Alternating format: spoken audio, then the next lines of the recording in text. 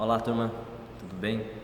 Mais uma vez nós aqui, dando continuidade aos nossos conteúdos, falando sobre energias limpas, energias sujas, energias renováveis, energias não renováveis, as implicações da utilização, a distribuição, a equidade dessas energias no globo. Enquanto nós temos países que estão muito bem servidos de energia das mais diversas tipos de energia, de um outro lado nós teremos países em que não tem esse aporte energético, como por exemplo, nós já falamos na aula passada, a Índia, onde grande parte da população indiana não dispõe de energia elétrica e a única energia que eles utilizam é a energia principalmente do carvão que é altamente poluente, que polui o ar, a água, o solo e assim por diante, sem falar dos problemas trabalhistas, a questão do trabalho nas minas de carvão, que é extremamente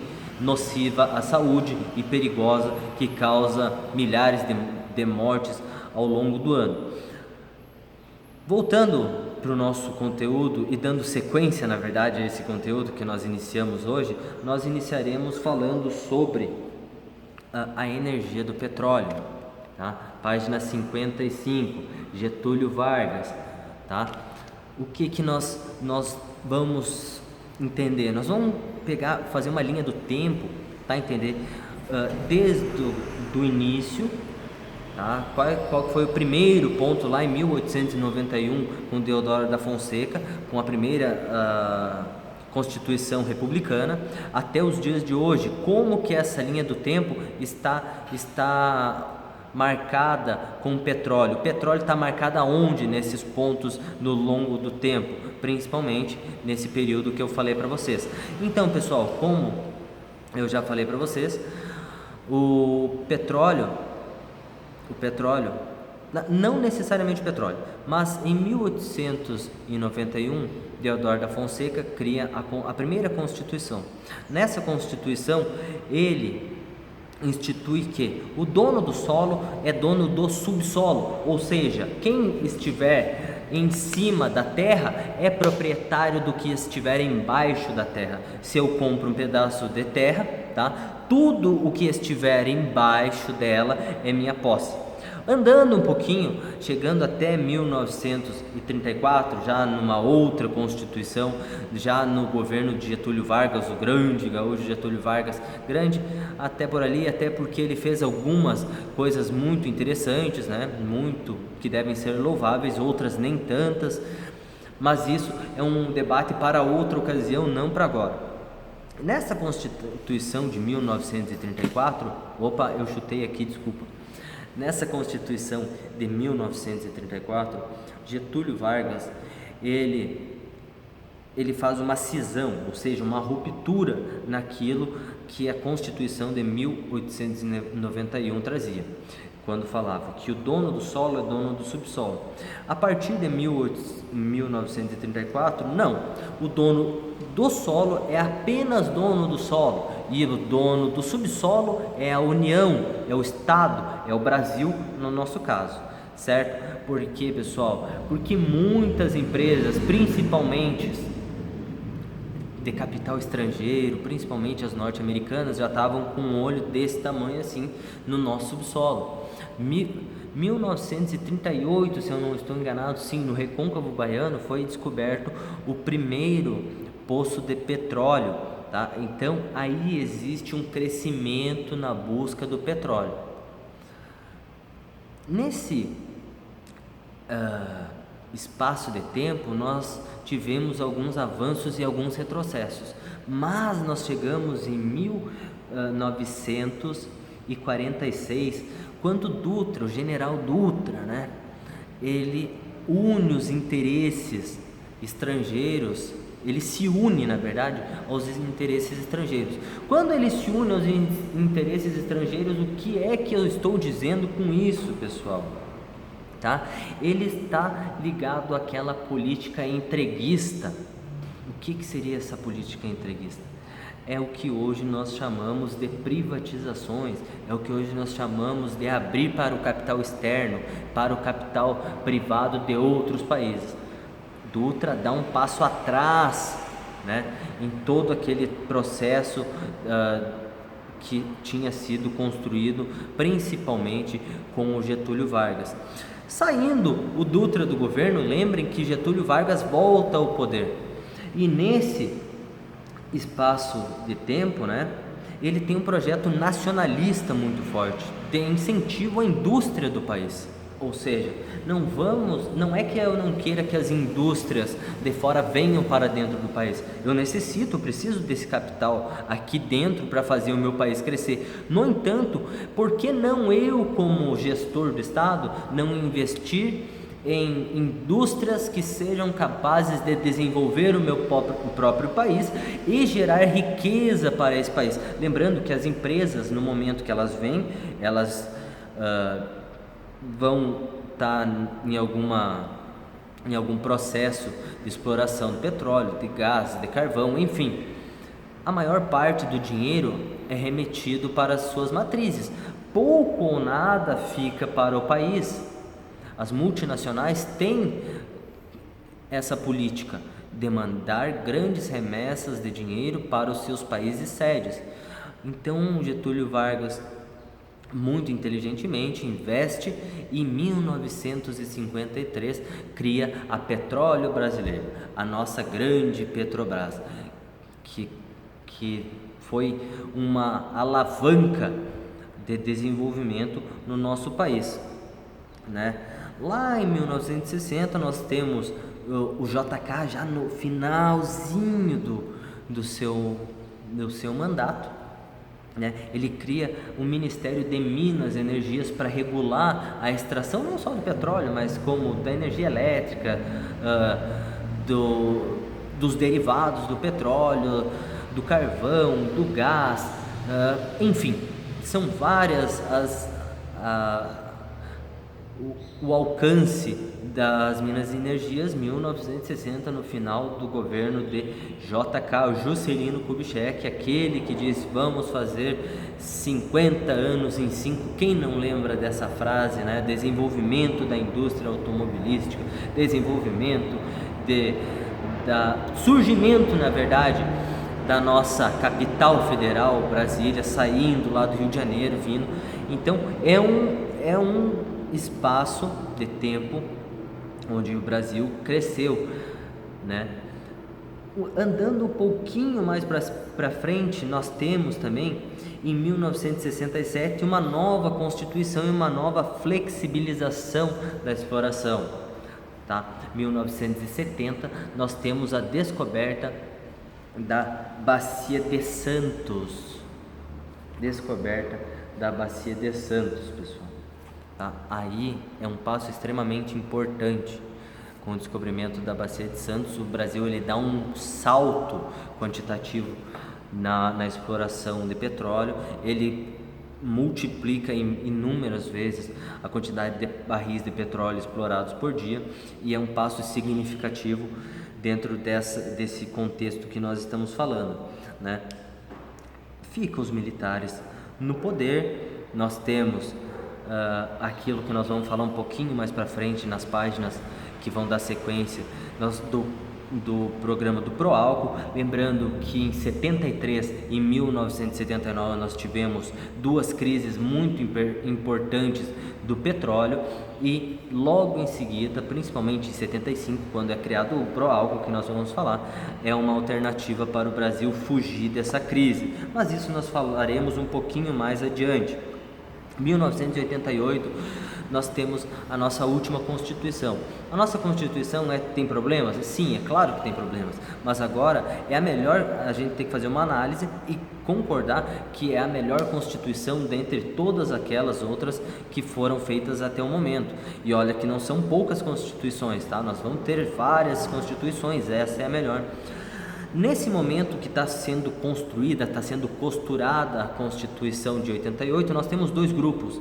Um que é nacionalista, que acredita que quem tem que ter um monopólio da exploração do petróleo, do refino do petróleo é apenas o país, e de um outro lado, aquele grupo mais ligado ao campo liberal, que acredita que não, que é necessário principalmente o investimento de capital estrangeiro para que o país consiga se desenvolver e que as políticas no campo do petróleo consigam se desenvolver de forma satisfatória. Então nós temos esses dois pontos. Quem que é o vencedor nesse campo? Os nacionalistas, aqueles que dizem não, nós como país somos detentores e nós não precisamos de ninguém metendo o nariz aqui no nosso território. Nós somos capazes de explorar, nós somos capazes de refinar, nós temos tecnologia para isso e ótimo. Nós temos a transição, né? Nós temos aquelas transições políticas, nós temos o governo Sarney, nós temos o governo, depois o Fernando Collor, aí entra um cara chamado Fernando Henrique Cardoso. Fernando Henrique Cardoso, ele é um cara que privatizou, e privatizou muito, tá? Uma das formas de trabalhar do Fernando Henrique Cardoso foi a abertura econômica do país, ou seja, muitas empresas estrangeiras vieram para dentro do país, para dentro do Brasil no caso, e começaram a explorar. A Petrobras deixa na verdade de ser a única exclusiva extratora e responsável pelo refino do petróleo, tá? Isso é um passo muito atrás naquele trajeto que foi construído, certo? Nós temos, aqui eu tenho uma sugestão para vocês de leitura. Tem um livro que eu li que é muito interessante, do Aloysio Biondi, tá? Que se chama O Brasil Privatizado. Esse livro vai falar principalmente do período FHC, tá? Em que o Brasil foi privatizado. Escandaloso, para falar o mínimo, tá? É um eufemismo estar falando que é escandaloso o que aconteceu nesse período das privatizações do Brasil. Fica como sugestão para vocês, acho que vai enriquecer muito vocês, certo?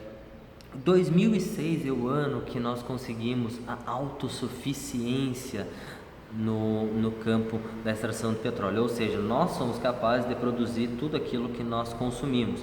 Depois de 2007, nós deixamos de ser autossuficiente, um pouquinho mais para frente nós voltamos a ser autossuficiente. Nesse período aí, pessoal, surge o pré-sal, tá? O pré-sal é o que? É uma camada de petróleo que está abaixo do pré-sal, a mais ou menos 7.000 metros de profundidade. Algumas empresas ficaram num conglomerado, uma aliança junto com a Petrobras para fazer as explorações, só que era muito difícil, porque a pressão era muito alta e a temperatura era muito alta, tá? Temperaturas que chegavam às vezes até mais de 100 graus a 7.000 graus de profundidade, o que causava muita dificuldade na exploração. A maioria das petroleiras acabaram abandonando. Na verdade, a maioria não, todas abandonaram, com exceção de quem? Da Petrobras. A Petrobras conseguiu, tá? E hoje nós temos um outro salto além daquele que tinha sido dado, né? Que eu falei para vocês. Então a Petrobras é uma campeã. Ela foi quebrada, é verdade, mas ela continua sendo uma das empresas de maior prestígio no mundo. Vale ressaltar o seu valor de mercado, que está estimado na casa dos bilhões, e enfim, tá? Deixa eu ver se eu não deixei nada para trás. Acho que não. Nós vamos para a energia térmica na página 58 e aqui está o que eu grafei, tá? Destaquei para que nós não nos percamos. E energia térmica, pessoal, tá? Nós temos uma energia térmica concentrada, se vocês olharem esse mapa, mais ou menos, na verdade a maioria no litoral, tá? Aqui na região sul nós temos a utilização do carvão. Vocês lembram quem foi o ano passado para Porto Alegre, nós passando ali um pouco antes de Tubarão? Eu falei, pessoal, olha aqui, ó, isso daqui é uma termoelétrica. A vantagem da termoelétrica, que é uma energia mais barata, é que ela está próxima dos locais de extração do carvão, nesse caso, tá? Ela não ocupa grandes áreas, como por exemplo a hidrelétrica, mas nós temos os danos que são extremamente significativos no campo da poluição do ar, poluição da água, poluição do solo, enfim, tá? Enquanto nós temos benefício, nós temos algo que também deve ser destacado como negativo, tá? Nós também temos as usinas movidas a gás natural, que estão localizadas de modo mais disperso. Por quê? Porque daí nós temos os gasodutos, né, que são aqueles canos imensos que saem lá do norte do Brasil e rasgam o Brasilzão para o lugar que for. É uma forma muito mais fácil de distribuir o gás e gerar energia. Andando no nosso conteúdo, a página 59, nós temos a energia de biomassa. Lembra que eu falei para vocês um pouquinho antes? Então, nós tivemos a crise de 73, a crise de 79 com a Revolução Iraniana, o preço do petróleo extrapola, explode, vai lá nas nuvens. O Brasil, buscando uma alternativa para essa solução, cria o programa Proálcool em 1975, se eu não estou enganado. Deixa eu ver, isso, 1975, tá aqui. Tá? As empresas de automóveis têm alguns subsídios, têm alguns incentivos fiscais para que elas produzam carro movido a álcool. As empresas não deixa de ser empresa. As empresas que produzem cana-de-açúcar também têm incentivo para a produção dessa energia, e nós temos até a década de 90 uma grande quantidade de carros saindo quase que exclusivamente a partir do etanol. Por um lado, nós temos um lado positivo, que o etanol gera muito menos danos ao meio ambiente. Do lado negativo, que os críticos condenam, é que nós estaríamos deixando de produzir alimentos, sabendo que nós temos uma população que ainda passa fome no Brasil, e não é pouca gente, e nós estamos produzindo cana-de-açúcar, tá? Essa é uma das justificativas. A outra coisa é que, a partir da década de 90, o preço do barril do petróleo começa a diminuir e passa a não ser tão vantajoso abastecer com etanol. Lembrando que quem teve carro com álcool e vive principalmente nos estados do sul, onde que nós temos o clima mais acentuado no inverno, mais frio no inverno, né? É uma tragédia. É uma tragédia, pessoal. Não pega o carro não pega, falha, afoga, tem que empurrar. É um horror, tá? Então, hoje em dia nós temos os carros flex, tá? Mas é uma outra tecnologia que eu não vou entrar na discussão aqui, mas é muito bem-vinda, até porque, como eu falei, a utilização do etanol, ela é muito mais sustentável do ponto de vista de não poluir tanto o meio ambiente, certo? Acredito que seja isso. As energias limpas. O Brasil, pessoal, entre o ano de 2006 e o ano de 2013 deu um passo largo na questão do investimento em energias limpas, principalmente parques eólicos. Parques eólicos são aqueles cataventos gigantes que vocês já devem ter visto em algum lugar, tá? Onde que são esses locais? Que estão mais concentrados ou no sul do país ou no nordeste do país, onde que a velocidade, a direção do vento, a constância do vento, ela tem que ser, são fatores determinantes para a instalação, certo? Se vocês pegarem um mapinha de vocês vão ver que a maior concentração está no Nordeste, e nós temos alguma concentração também aqui no Rio Grande do Sul, poucas no estado de Santa Catarina, e vai ficando cada vez mais rarefeito nos outros estados. Pessoal, nós temos muitas críticas a fazer o governo do PT, mas essa é uma coisa que nós temos que elogiar. Quase 900% foi o crescimento e investimento de usinas eólicas nesse período de 2006 a 2013. É um importante passo na mudança do viés energético que nós estávamos pautados. Nós estávamos utilizando quase que apenas energias sujas, passamos a dar um novo olhar para as energias limpas. Turma, acho que é isso. tá? Deixarei alguns exercícios para vocês. Caso vocês tenham alguma dúvida, peço que deixem, tá? Alguma sugestão, peço que deixem também embaixo. Algum elogio, peço que faço votos aqui para que vocês deixem elogios também. Tô brincando, tá? Mas qualquer coisa que vocês precisarem, estou à disposição, pessoal. Tchau, tchau. Até a próxima semana.